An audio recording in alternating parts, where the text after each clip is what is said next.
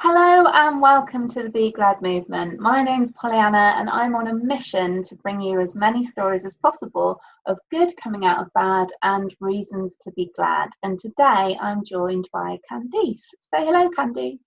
Hello. Thank you so much for your time. I'm really looking forward to hearing your story. So I'm going to let you just jump straight in and tell us all about it. Thank you very much, Pollyanna. Hi, I'm Candice. I'm a health and life coach. So I run Confident and Happy. So I help people with lots of stuff on a daily basis, but more than anything, finding their inner happiness. And that was all through my personal journey of, channeling my inner happy and finding things and tools, obviously training as well, that consistently made sure that I was proactively happy. And the more you practice things, the better you feel and you get really good at it. It's right? like building muscle, right? Oh, yeah. Muscle. Yes, exactly. So people often wonder, like, my God, you're just so happy. Even my children are just like, mom is just super happy all the time. It's super fun. So I think that that's really cool. But I often share with people that that wasn't always the case. And just like everybody else, I've gone through my own personal struggles. And some of the major things that I think I wanted to share with you and the viewers today, because a lot of people struggle with, loss and bereavement. One of the very, very first things that majorly affected me was the death of my dad. He died when he was 55. He had a stroke, and we later found out that he had diabetes, and we had no idea. Oh, crikey. So, I was like 19. I was just really, really numb because we were super close. And I remember thinking, I lived in Trinidad at the time. Right. Caribbean, very nice. And I thought, you know what? My dad, I don't think he ever really went anywhere or left Trinidad. And I just thought, you know what? I don't want to do that. And I had spent some time in Florida. I've got a lot of family in America, but America just didn't seem like the place I wanted to be. Okay. And I thought, you know what? I speak English. I'm going to go visit England. It's quite a difference, Trinidad and England. Quite a contrast. Yeah, but for me it was super cool because for me, obviously, that was exotic for me. Right. I see beaches and stuff all the time, So anyway, I just literally left everything. I had a job at a charity. I, family, friends, boyfriend. I just literally just upped and left. Crikey. And my initial plan was like to, come and see it for a few months and stuff like that. But, obviously that didn't happen. So when I came here, I was obviously, I think, running away from that reality, of my dad dying and seeing everything that reminded me of him and trying to see places and do things. Right. But more than anything, that was one of the first things that made me think about my health, because, I had no idea about the diabetes, as I said before. And it made me think, oh my goodness, I really need to reassess, because my dad was a chef. We never had water. There was always some sort of like soda or juices and things like that. Okay. And it really made me reassess my health.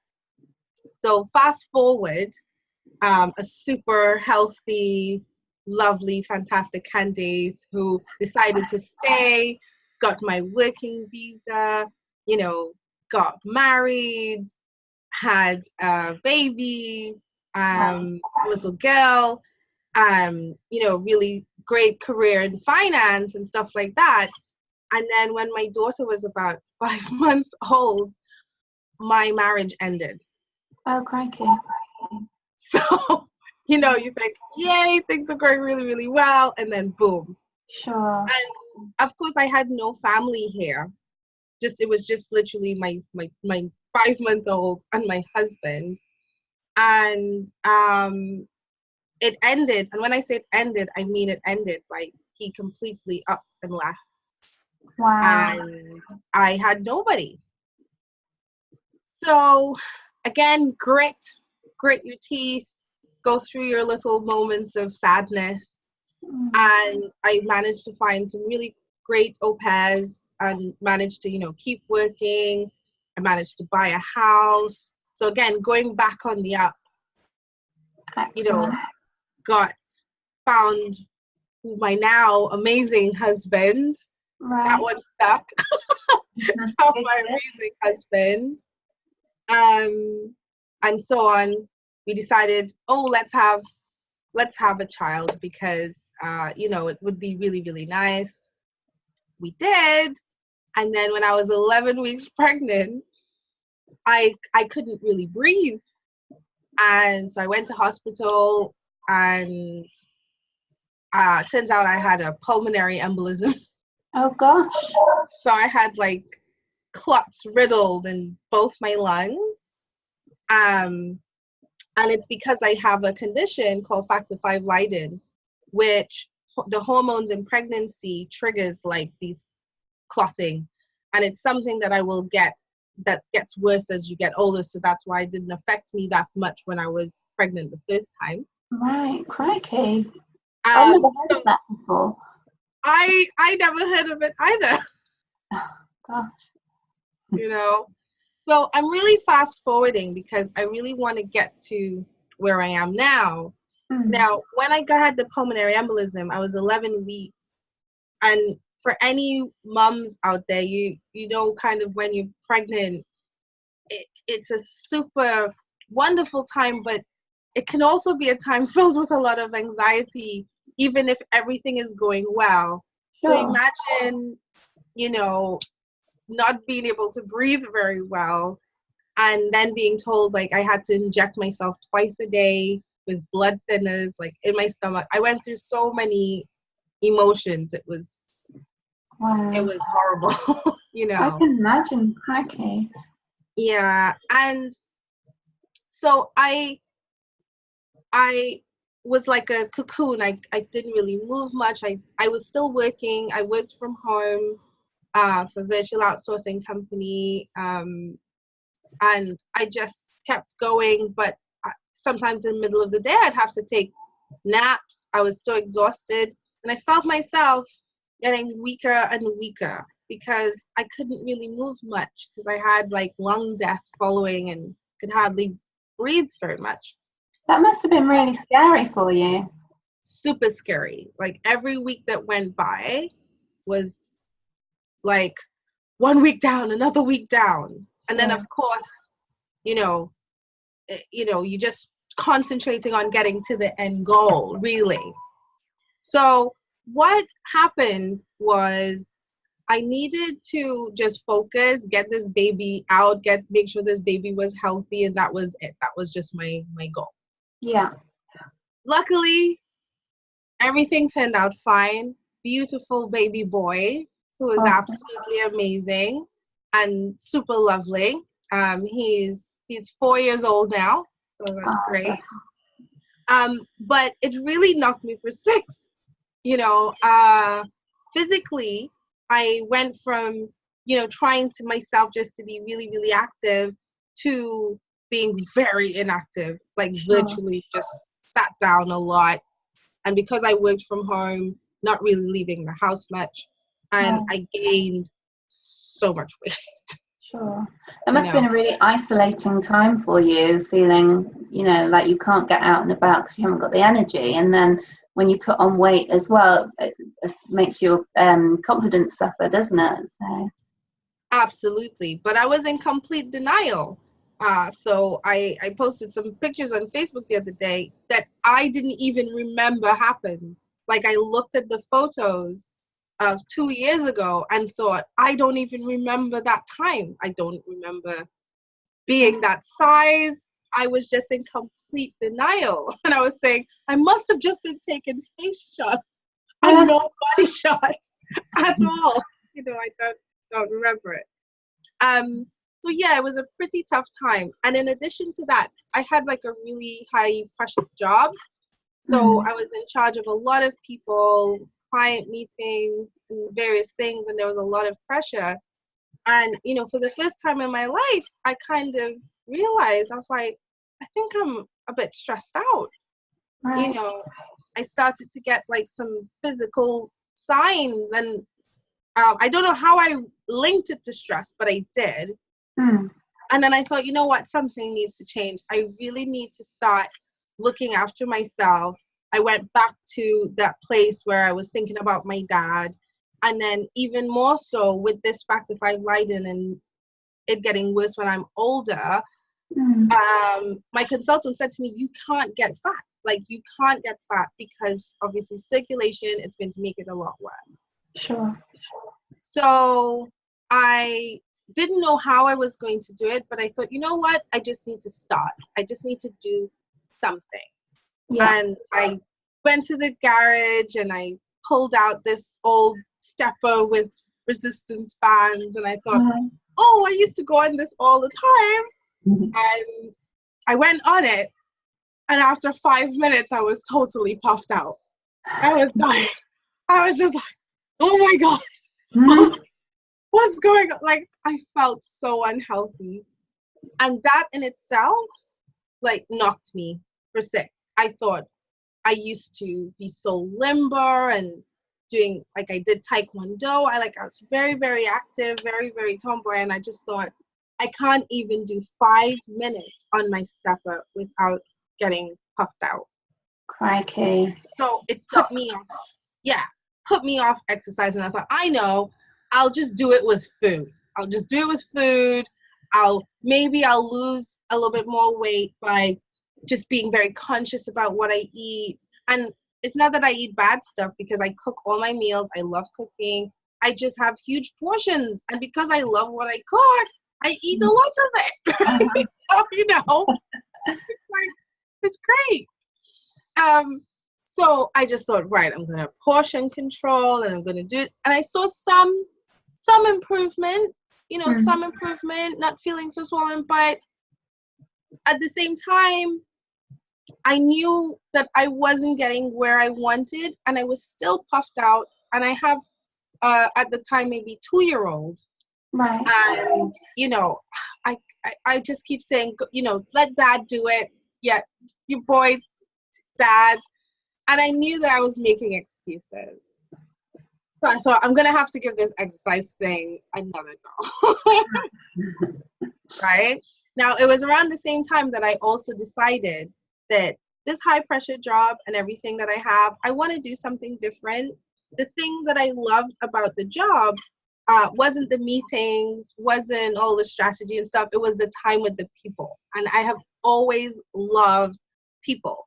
I love developing people, love seeing them grow, when people, watch them get promoted. I love that. I love hearing their stories, hearing about their kids, doing random things, singing happy songs, doing crazy dances. I love making people smile. I love it. So I just thought, you know what?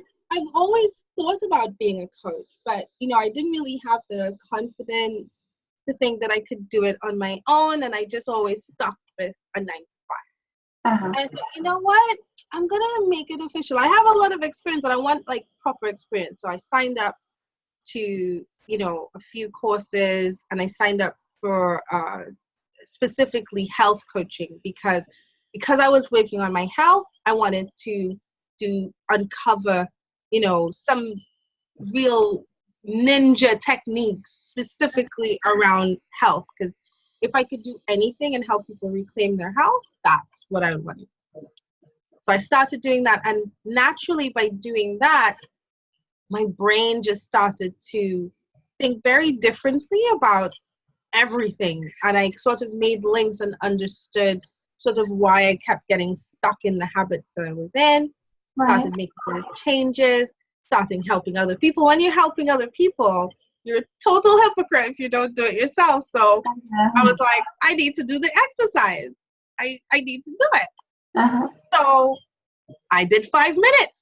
Every morning I get up, and if I could do 5 minutes, I would do 5 minutes. Once I started doing the 5 minutes, I thought, you know what? I don't have to do the stepper. I could do something else. So I might turn on the radio, have a little boogie, and just start, like, I thought, oh, I'm getting a little puffed out. Then some days I would grab the kids, even the older ones, and just jump around the living room in a circle. Any movement was movement. Anything that got my heart racing, that got me moving and stuff, I was doing it. Then I thought, oh, if I'm taking him to the nursery, I'm going to start putting him up on my shoulders. So just lifting him and popping him like up on my shoulders and everything like that was just like, oh yeah, I feel super strong, on my shoulders, increase my walk. And I just gradually got to a point where I thought, I'm going to go back on the stepper. And guess what? I could do 20 minutes on the stepper before I got puffed out. Awesome. Well done. Yeah. So I was like, right, so something's working here. So just be consistent. And I did whatever it was, whether if it was fun, if it was playing, whatever just felt good or felt right, I was doing it. Then I started to take out everything I had in the garage that was exercise, the weights, bands, mats, people started dragging me to classes. I was like, I tried Zumba for the first time. I was like, oh, yeah, 2 hours. Fun, right? Yeah. Then I had, to take into yoga. Never tried yoga. I was like, I'm so zen. This is great. And I got so used to it that I just thought, yeah, I'm going to set myself certain goals, and I just need to move. I just need to walk. And I thought, you need to run, you need to jog, and you get all this pressure. You need to join a gym, and you don't. Absolutely can't. So right now, my routine is I get up at 5 a.m. I literally cannot sleep beyond that. My clock is set. So between 4:45 and 5 a.m., I am up. I am out the door. I drink a ton of water. Go out. I do a 5K walk. I come and I sprint in between. Because it's sprint in between. And of course, this time of year, the sun is coming up. There's all the animals because I'm in the countryside. So I see sometimes deer, foxes, and there are these cows that I've developed a relationship with. So they're always out in the field, and there are these black cows, and they look at me now. So they're used to seeing me. So I give them a little wave in the morning. Brilliant. Class, they're probably thinking, she's crazy. What the hell is she doing? But it makes me so happy. It makes me so happy. So I go out, I do my walk, I bring my mat out, and everything's set up in the garden, and it's just a field. And I do whatever I feel I need to do that day. There's no pressure. So if I think, oh yeah, I feel like super strong, I'm going to do some arms, I'm going to do some squats, or I'm going to do some yoga bits, or I'm going to go on my ball, whatever it is, I have a workout buddy, which is my tree. I have a tree, I put the resistance band around the tree, and I'm pulling just anything, right? And the last 15 minutes of my workout, I just relax. I look up at the sky, I look at the bugs, I look at the birds, I breathe, I lie down, I zen out. I'm just still and I'm just quiet. And then by 6:30, I'm ready for the rest of the day. Fantastic. That sounds like a lovely routine. Not only sort of being out and about in nature, but the whole sort of having that outdoor space is awesome, and being able to just sort of spend a few minutes relaxing and tuning back into yourself, really, because we're bombarded every day, aren't we, with lots like social media updates and, you know, telephone calls and laptops and ping ping ping. Just have that time to yourself to have exercise, so feel alive, but also chilled. Reconnecting with yourself. Reconnect and just be happy. And I always say to people, it's whatever feels good. Whatever feels good to you, as long as it's not destructive, it's constructive. It's good, you know? And all we really need to do is exchange unhealthy or bad habits for good ones. So we're not losing anything. And that's the whole point. I've gained so much. I've gained so much of myself. I'm still working on myself. I'm still working on my fitness. But it's fitness. It's not weight per se. It's fitness for me. If I can play for an hour out with my son, but I feel good, I look good, I love everything that is around me. That's just all so wonderful. And the best part was I was brave enough to say, hand in my notice, which they didn't want me to do. They asked me. I was like, please don't go, which I thought was super sweet. And I graduated, I studied health and nutrition, so I got certificated in that, studied health coaching, life coaching. I'm still studying because I'm like a study junkie. I love everything. So I totally studied protocols on diabetes, heart disease, thyroid, everything that I know is so major right now. And it helps me, it helps my family, helps my friends, helps my clients. And I get to say my clients because they're mine, because I was able to be brave enough to go out on my own and set up, and then I just get to help people. So that in itself, when I'm finished, I'm like, what's your job today? Oh, you have to do a report? No. Oh, you have to go into this meeting? No. Oh, you have to travel all the way up to Manchester or Prague or whatever? No. I'm in my garden, in my office, and I get to have great conversations with great people and help them get results. That's just amazing for me. Fantastic. And it is such a good feeling when you do see other people coming on and achieving great things, and especially with their health and well-being, which is what you're focusing on. That's superb. And this has all come about because of your poor dad dying so early, and there might have been a bit of escapism, trying to get away from the pain of being in Trinidad with all those memories of him, but it brought you to the UK, and you embarked on a journey that you never probably would have gone on if it hadn't been for those sad circumstances. And here you are now, positively bursting with energy and glowing and loving life. Oh, yeah, and you know what? I find that because I smile at people. People might think I'm crazy, but I can't go past people without smiling and stuff like that. But, I think the more love, patience, kindness that you give out, you get back. Like, even my neighbor, I've been blessed with my neighbor. She's like 84. Like, she's totally like my mom, And even today, one of her daughters made me this lovely knitted blanket. I mean, a huge knitted blanket. And I'm thinking, how much time would that have taken? Just people just filled with so much love. I fix her TV for her. She makes me quiche. Win-win. Win-win. So I just think sometimes it's really, really hard to, get that smile. Like, we will all have those days. There will be things that happen, and that's okay. That's okay. Just don't stay there very long. Sure. You have the formula, and it's all within you. And as anybody will tell you, like you said with the muscle, the more you practice being happy, and being happy is not just about smiling. It's about constantly being proactive about feeding the things within yourself that make you happy, that bring you joy. Appreciate small things just as much as big things. Right.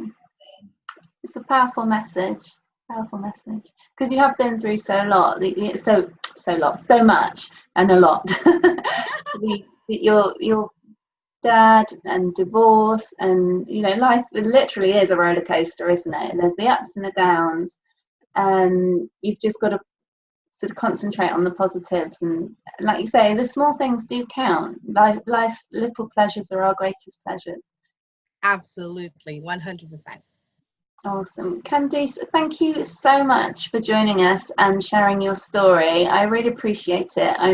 I'm feeling the love through the computer. It just feels like it was spreading so many good vibes. So thank you. I really appreciate it. And so are you. Thank you. If you like this video, please do click the subscribe button and you'll get notifications when new videos are uploaded. You can follow us on Instagram, Twitter and Facebook. If you look for @BeGladMovement, you should be able to find us. And I'll share links to Candice's pages so that you can look her up as well. But do get in touch if you've got a story that you'd like to share. It doesn't matter if it's something similar to that someone else has shared. I really believe that your story and your voice has the ability to help someone and touch someone in a way that no one else can. So please do get in touch, and I look forward to speaking to you in another episode. Many thanks.